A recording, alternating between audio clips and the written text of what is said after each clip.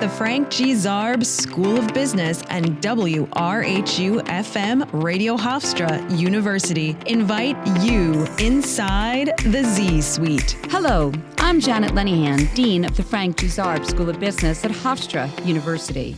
Welcome to Inside the Z-Suite, featuring current topics and talks with business leaders across every industry. In this episode, we're taking a deep dive into a topic that affects nearly every industry and every consumer, often without them even realizing it: supply chain management, and the growing web of tariffs, trade tensions, and disruptions that continue to test its limits. From the empty store shelves and delayed shipments to rising costs and shifting trade policies, today's supply chains are under more pressure than ever. Add in geopolitical uncertainty, natural disasters, and the lingering effects of a global pandemic, and it's clear. What used to be a behind-the-scenes business function is now front-page news. So, how are companies responding? What role do tariffs play in reshaping sourcing strategies? And what does the future hold for the global logistics and production space? To help us unpack it all, we're joined by Dr. Kaushik Sengupta, Associate Dean of Graduate Programs and Chair of the Department of Management and Entrepreneurship at Hofstra University's Zarb School of Business. A recognized expert in global supply chain strategy, Kaushik will share insights into how businesses and customers are adapting and what supply chain resilience looks like in 2025 and beyond. Kaushik, welcome to Inside the Z-Suite. Thank you. Thanks for having me. It's great to have you here. And so let's just dive right in, because I think for many listeners today, they're not necessarily familiar with the topic of supply chain management. So can we start there? Can you give us a kind of quick overview of what is supply chain management? And in your view, why has it become such a significant issue in recent years? So yeah, as you said in the introduction, it actually encompasses everything that we use on a daily basis and everything that we buy in the stores or online. Where is the product coming from? How is it getting to our doorstep? How is it getting to the stores? What are the pricing in terms of what we pay for the products, and what goes into the product manufacturing and the shipping and distribution of it, which obviously takes into effect in terms of what the costs are and how the pricing would work out. So it's all of it in our daily lives, essentially. And I know that this function has been in the background for a long, long time until we hit the pandemic. And then everybody came to know about it when stores were out of stock on many, many different products, and people were not able to find the very basic necessity items that everybody took it for granted that I go to the store and I'll get it, but it was not there. And then when they actually got it, the prices were really high. So, and then everybody noticed. So I think it all started with the toilet paper during the pandemic, right? Shortage, yes. And then we all couldn't get our toilet paper. And the cleaning agents, and then the gloves and the masks and so on. So there were so many different products that were out of stock at that point. So then everyone noticed, including us as individual consumers, and then of course institutions like hospitals and restaurants, business, you name it. It was there all over the place, essentially. So I don't have a problem making people understand what this is all about now because of all that has happened since the pandemic, but it's an ongoing story of how things have moved on from the pandemic a little bit, and we keep having these issues that we're having right now, basically, since 2020. And to your point, it's not just affecting consumers in terms of the example of toilet paper, but it's also American companies who needs parts to build the product that ultimately gets to the consumer, which if they're having supply chain issues, obviously filters all the way across. And so I know you mentioned the pandemic, but there's been other factors that have really impacted the issues with the supply chain of late, right? From inflation issues, from geopolitical tensions. So how do these global events impact American business strategy? Talk from the standpoint of the enterprise. Let me take a step back here. So when U.S. manufacturing was what it was, going back almost 30, 40, 50 years, where most of the products were made in this country. And then, of course, we started doing the outsourcing around early to mid-90s. And then that phase came into effect when many of the companies were trying to find out what is the best way of producing these products, where do we source them from?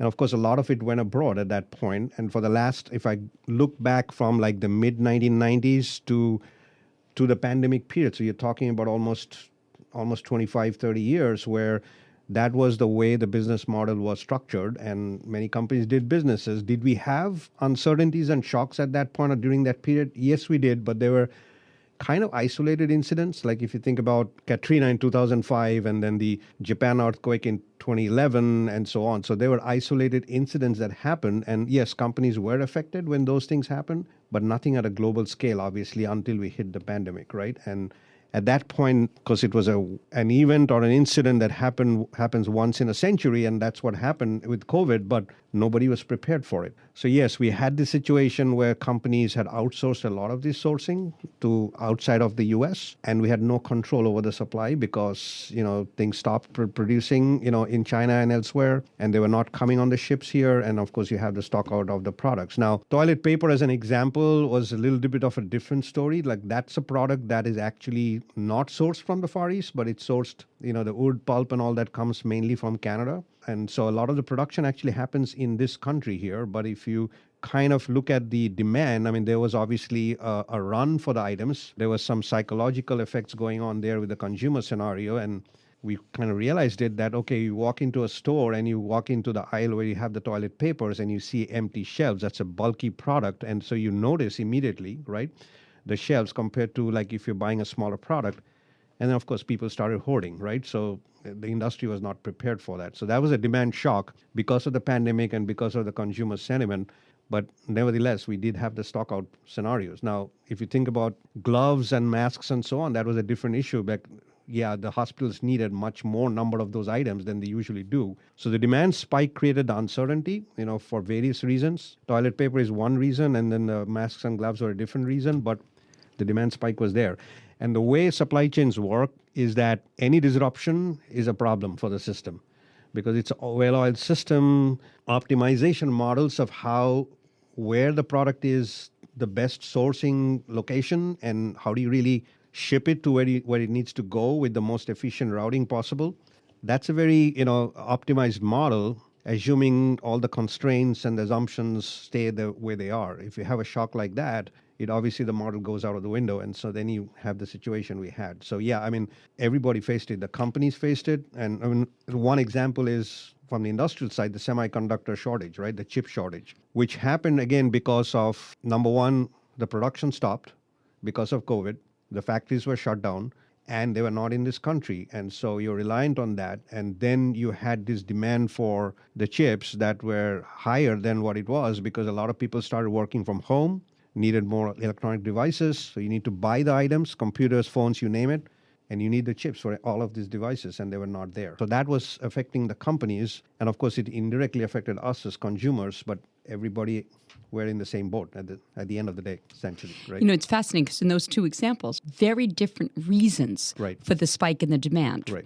Certainly, working from home, that makes sense, right? All of a sudden, people needed computers at home. Right. But the toilet paper issue was really psychological because clearly there would be no more demand for toilet paper as a result of the pandemic. But otherwise, it was just, to your point, that view of walking into the supermarket and not seeing any and not being able to get it made people feel they needed to hoard. So you said something that I don't know that everyone would understand, the optimization model. Can you talk a little bit about that and what factors into it? The optimization model looks into, I'm just going to take one part of it. Like if you say, okay, I have the final product made already in location X, and I need to move it to location Y, which X is somewhere, let's say in East Asia, and Y is a port in this country. That's a long distance. So you have to obviously put it on a ship and make it come here. So in that case, the optimization model is really the shipping route that it takes from X to Y, which would include not only options in terms of many different routes possibilities, like you could go to the West Coast, you could come to the East Coast, right? You could make a stop somewhere in the middle and all that. So all that needs to be factored in. It also factors in the size of the ship that you put it on, because that influences your shipping costs. Because obviously the more you can put, if you put it on a larger ship, obviously the unit shipping cost goes down, but then you need the volume to be able to put it on a larger ship in the first place so that it can make the trip. And then you need to also counter in the fact that anything that comes from China, Vietnam, Japan, you name it, all the East Asian ports, obviously the easiest route is to go to the Pacific ports, like the West Coast ports. And that's the reason why we have the two largest ports in Los Angeles and Long Beach, right? Because they can traverse the super size carriers and all that. But it takes almost 40 days to make that transport. So then you have to factor in the inventory in there to see, okay, I have the product on a ship. It's not going to get to the port for another 40 days. Then I have to offload it from the ship, put it on the back of a truck, basically, or a rail car to move it inland from the West Coast to wherever it needs to go. Takes another couple of weeks to get there where it needs to go, and then eventually get it on a smaller truck, to put it back on, on the store shelves. So that's a long lead time there. So I'm talking about optimization. You're kind of looking at, okay, I need this product 4 months from today, and therefore I need to plan today to place the order so that it can actually be here in 4 months. But that also assumes that I'll have the demand for the product in 4 months. If that demand goes away, or if there's a spurt in demand like it happened with the semiconductor chips and so on, no one did plan for it. So the model is based on a predictability of the demand and the lead time and all that. If any of those go out of the window, then the model doesn't work anymore. So I can imagine tariffs really can wreak havoc on that optimization model. So can you talk a little bit about what you're seeing in terms of how these tariffs are going to affect supply chain? How are C-suites factoring this in and the potential, impact of these tariffs when they're looking at their optimization model? And in particular, I guess, thinking about how China is restricting ships, and talk us through that. So that's a multifaceted problem. If you read the stories and hear from the C-suite folks, one of the underlying theme that they're saying is we don't know what's going to happen with the tariffs. Usually companies plan out for 2 years to 5 years to get a little bit of a strategic direction. In this scenario, they can't even plan out a few months ahead. So because things have changed so much. By the way, the tariff situation, of course, again, it's in the news.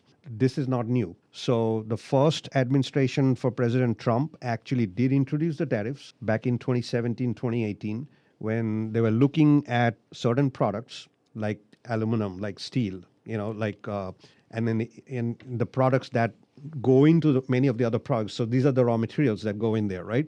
Essentially to invoke, we have two tariff laws now, which is one is Section 232 and one is Section 301. One is related to restricting the import of final products into this country because they want to, obviously encourage more domestic manufacturing. The other one is related more towards the raw material side, so things like aluminum, like steel, and so on, which is based on that trade act was actually put in because you want to protect the critical infrastructure of the U.S., essentially. So that was the reason why it was put in. So Trump actually in his initial, first term, did put some tariffs on those products, essentially, or those type of sectors, essentially. When Biden came into the office, none of those tariffs actually were taken away. They were still there. So Biden never took back any of those tariffs. What he did different was, which was, I think, was a smart strategy at that point, to see, are there certain sectors where I need to protect these even more? So in fact, if you look at his strategy that was instituted later, think about electric vehicles. He actually increased the tariffs on that, in some cases, to almost 100%.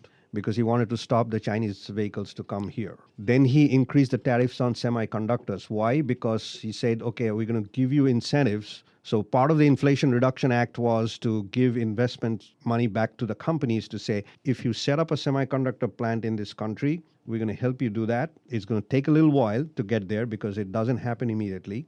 In the meantime, we're going to put a 50% tariff on semiconductor inputs. Now, remember that for chips, the world's largest semiconductor plant factory is Taiwan Semiconductor, TSMC, which has its own issues that, okay, it's in Taiwan and so on, but then you're also relying on a company that's not in this country. So there was a very good reason why he wanted to do it that way. So very sector-specific and product-specific tariff differences that he actually increased the tariff rates from what Trump had in his first term.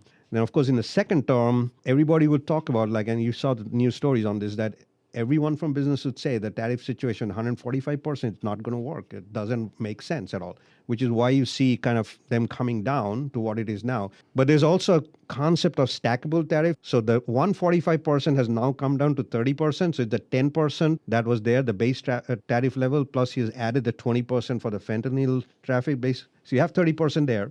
But the original tariffs that were there from before, those have not gone away. So if you're talking about a product that's coming in now, it probably has a 50, 60, 70% tariff, depending on what product you're talking about. And then if you think about, it's very complicated in a way. So number one, so there's a couple of factors. One is who is buying the products? Is it the Walmart or is it the small mom and pop stores? There's a huge difference between those two scenarios. So Walmart can absorb the tariff. Even they're saying, the CEO come back and say the prices will have to go up. But they do have, retail margins are very thin anyway to start with, but Walmart, obviously, because of its size, it can absorb a little bit more of it. You can say the same thing about small business, essentially. So yeah, so that part is there as to where the products are going, like who is buying it and how it's affecting them. It's not affecting everyone the same way, right? And then secondly, when you look at this situation, like if you think about the auto sector, what percentage of the car gets manufactured in the US versus getting sourced outside? If you talk to the Ford CEO, and he has come up with some statements on this, if you look at GM, Ford, and Stellantis, Ford is actually the one that has the maximum production going on in this country in terms of the final assembly. But if you talk about the Ford CEO, he'll also say the same thing, that yes, it's assembled in US, but almost 50% of the car cost is coming from parts that are sourced from elsewhere. And I can't bring all of that stuff in. If I do bring it in, number one, the cost is going to go up significantly. And no one's talking about that part. Okay, if the average pricing of a Ford SUV, let's say, goes up by $5,000 or $10,000, there's going to be an obvious supply-demand effect on the demand side, and the demand is going to fall, and then you also cannot get it done right away. It's going to take years to get that back. In some cases, you can't even move it back. So all of those need to be factored in, essentially. So even a company like Ford, they'll tell you that 100% US manufactured car is not possible. It does not make any business sense. Because we don't even produce many of those parts. We don't produce anything. So one of the things that we're hearing about in the news is companies are in anticipation of having to increase costs as a result of these additive tariffs. They're stockpiling now. So Yes. they are actually increasing their inventory so that they have it. How has that impacted the supply chain? They definitely have front-loaded their shipments, because the fact that Trump was going to have some tariff-related decision, that was not new. Everybody knew that. He ran the election on that, right? Part of it. So everybody knew there was going to some level of tariff that he was going to institute. So yes, a lot of companies did front-load their shipping. If you look at the shipping at the beginning part of the year, before, let's say, April 2nd, there was a huge spurt in the shipping because companies needed to get the products here, right? After April 2nd, of course, things went the other way. Right now, the way the situation is, there's interesting to see like what happened between April 2nd when the announcement came up to when, a few weeks after that, when they got back and said, okay, it's not 145, now it's 30%. As soon as that announcement came out, there was again a spurt in shipping. It's still much more expensive, but better than obviously 145%. So they say, let's take advantage of this while it lasts and get the product here. There's another factor that is happening because we buy so many products now online. And so from the company side, e-commerce obviously is much larger today than it used to be before. So companies like Temu and Shine, for instance, who take advantage of the de minimis rule, right, which is that if your import value of the product to this country is less than $800, you don't pay the import duty. You can sort of get by the custom inspection. So that was a way to not only reduce the cost of the product, but also to get the product very, very quickly to the consumers. The de minimis rule is gone, basically, right? That just came out. So now what you're seeing is the tariff will go up on that, number one. Plus, these products now are coming in through the border, now has to go through a custom inspection. So it's going to increase your lead time of delivery. So they're facing that. And so if you look at Temu and Shine, they front-loaded their shipments a lot before this thing came into effect. Now, there was just, I think the notification came out that the de minimis rule was going to go back up to the 145%, which was not going to work for the businesses that we're talking about. They actually reduced it to about 54%, but 54% is huge. And it's 54% of what? Of the product value, essentially. Okay. So if you're buying a $10 t-shirt, 54% is another $5 added onto it. So now you're buying those Temu items because of the low price, and their business model was structured on that. Sure. You're adding another $5 to that item. It's not going to work out from a cost structure perspective, right? So did they make huge profits? Of course, they have made, their profit margins are actually quite large. If you think about Shine and Temu as two examples, because, they were paying whatever labor costs they're paying, the material costs were what they were, but, and if you're selling it for $10, you're still making a hefty amount of profit. So because they had no tariffs that they were paying. Exactly. So now you're adding on that tariff and it doesn't work out with the cost structure, essentially. So yeah, that's kind of the way the situation is going back quite a few years when RFID, which is the radio frequency ID, right? The one that we use on our Easy Pass tags in the cars. There was a talk, this is going back almost 20 years, when people said, okay, this would be the next best technology for scanning products and for moving things faster through the chain. Why? Because the barcode needs to scan. You need the visibility. You don't need that with the RFID because it's just a radio frequency ID scanning, basically. The problem was the same thing, that the cost of the tags, if you can't put the tag on individual products that we buy because the cost is too prohibitive to do that. The modification of that came to be that, okay, we could use the RFID on a shipment because it's got a bunch of products on the pallet, let's say.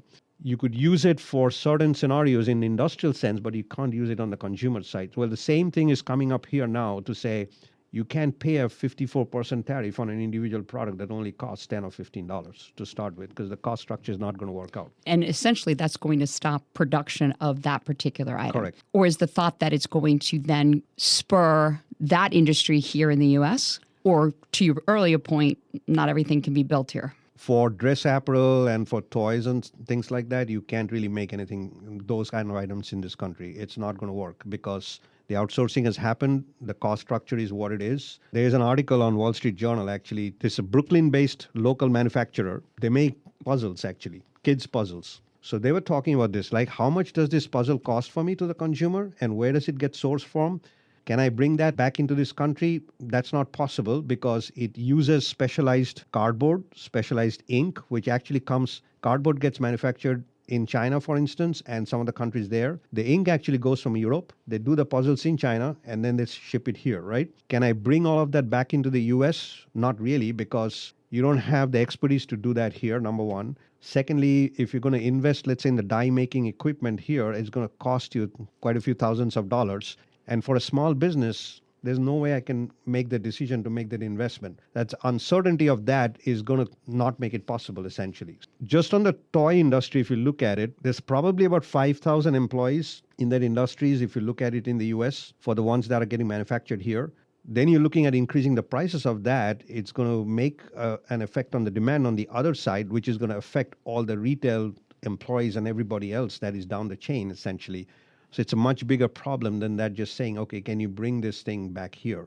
In some cases, we can't, actually. We don't have the expertise anymore. So it's interesting because there's a lot of debate about will this spark regionalization and reduce kind of globalization. And I think your argument is there's not even an argument there anymore. For some of these sector products, yes. Again, going back to the Biden strategy with the semiconductor chips and the EVs, if everybody was smart on this, they'll have to look at specific sectors and products to say, we need a sector-specific and a product-specific strategy to say, this is the way you're going to go. Yes, some of them can come back here eventually, but not everything can come back. So you can't have a catch-all strategy for everything. Well, and certainly those of us that had NVIDIA in our 401 case, we did well because of that strategy. Yeah. How are companies adapting their supply chain in response to all of these concerns? What can they do? Really, they're kind of stuck in this uncertainty, right? So you can see one of the things that happened is they front-loaded the shipments. So even companies like Temu and Shine did that to take advantage of the pre-de-minimize exemption that was there. I think that some of these companies have front-loaded it to a certain extent where they can probably get by in the next weeks and months. But eventually, they'll have to figure out what would make sense here. And in some cases, it's a tough sell for them because the economic model does not work out. If you think about fixed cost sourcing, where the suppliers are located in a certain location, wherever that is, you cannot take 50 to 100 suppliers from wherever they are and uproot them and bring that here, let's say. That's practically not possible. So now, if you don't have the sourcing, where are you going to get your components from, essentially? So I could bring, again, going back to the car industry, you could bring the assembly back here, yes, but how are you going to actually end up sourcing the products? A typical SUV, for instance, has about 20,000 parts, and a significant majority of those parts are sourced from elsewhere, essentially. And you're talking about a few hundreds of companies who are actually sourcing those parts.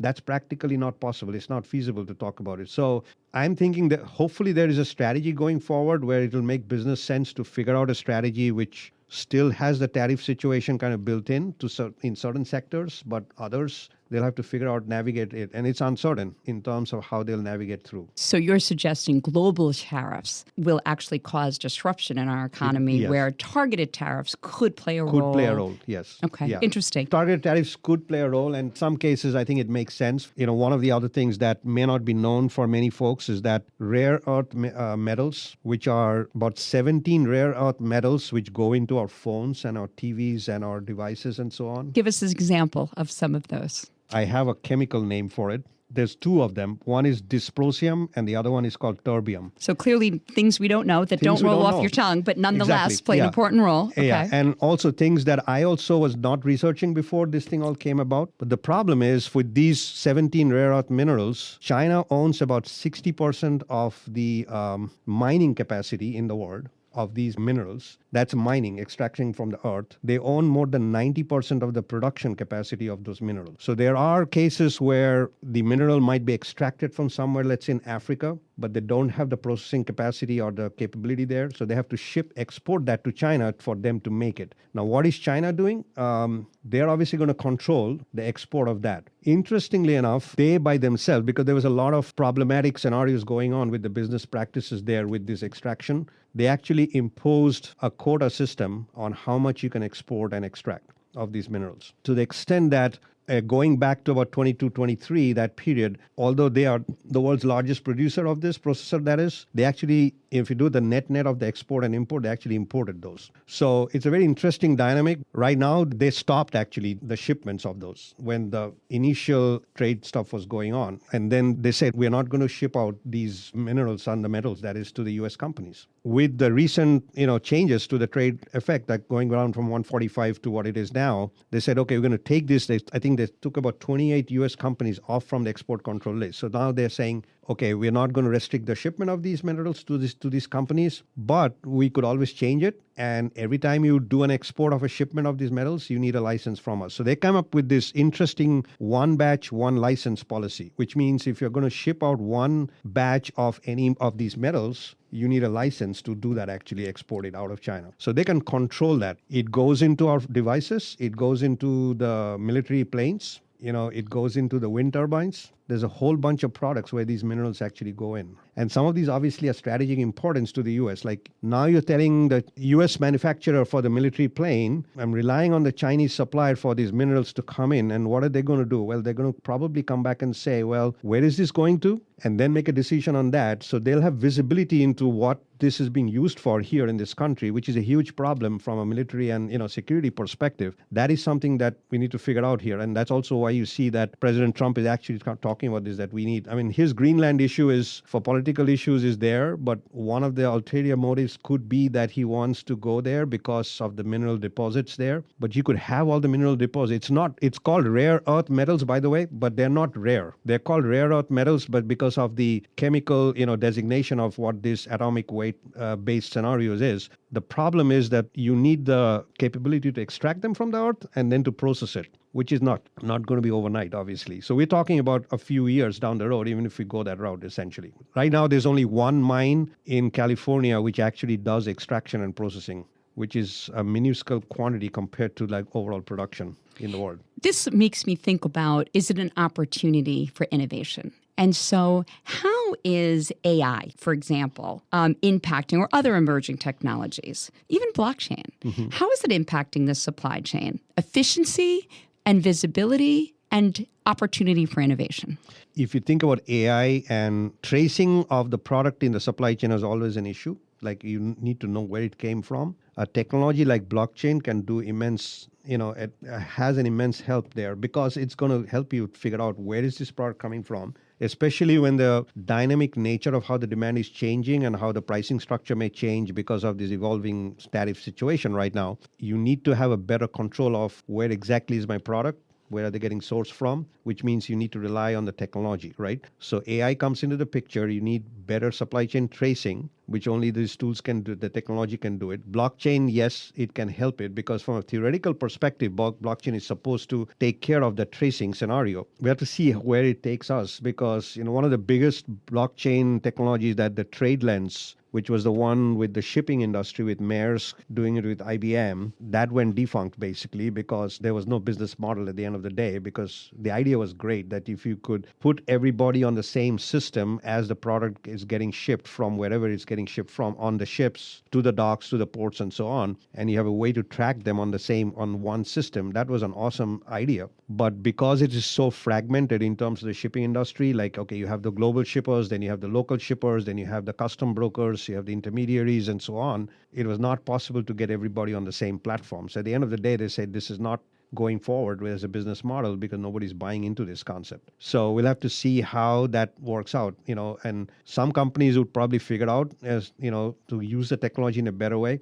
Now, if you think about ChatGPT, that's a danger in a way because you have to think about security. So if I'm putting something out on ChatGPT, is it going out, the proprietary information going out to wherever? I don't know as a company, that's a problem. So they'll have to figure that out. How do I use the AI, but not obviously disclose that information? So, which is why so many companies are building their own enterprise systems, right? Exactly. Yeah. It's just fascinating. And I think that as we continue to see where the tariffs land and how all these disruptors impact the supply chain, we're going to have you come back because this has been so fascinating. It's evolving for all of us. Yeah, exactly. Yeah. So. And we're already out of time. Yeah. Before we let you go, we have a tradition here at Inside the Z-Suite where I'm going to ask you just some fun questions that I want you to answer just off the top of your head. Okay. You ready? Yeah. Okay.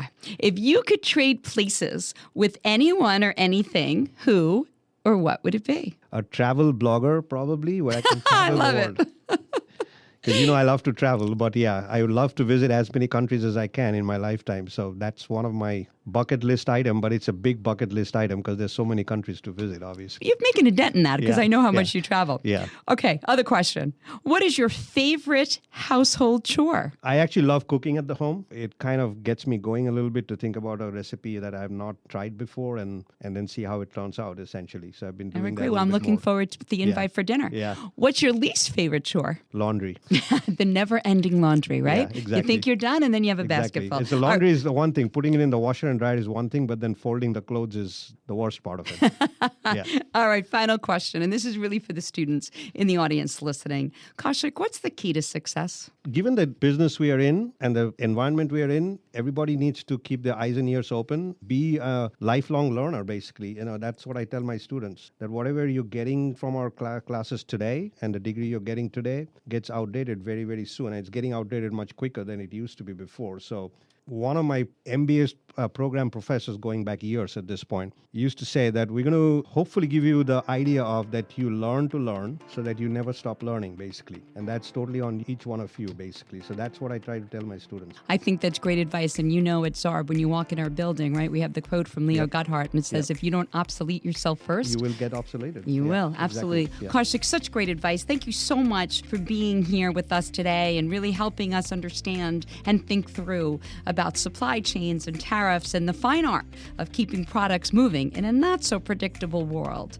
A big thank you for being here with us and helping us demystify these systems. Be sure to tune in weekly on WRHU 88.7 FM at Hofstra University for a new episode of Inside the Z-Suite, or catch up with our show wherever you enjoy your podcasts. Thanks also to our show's producer, Adrian Stoller, and radio engineer, John Mullen. For more information about this program and the Zarb School of Business, please visit hofstra.edu/business. Until next time, I'm Janet Lenihan from Inside the Z-Suite.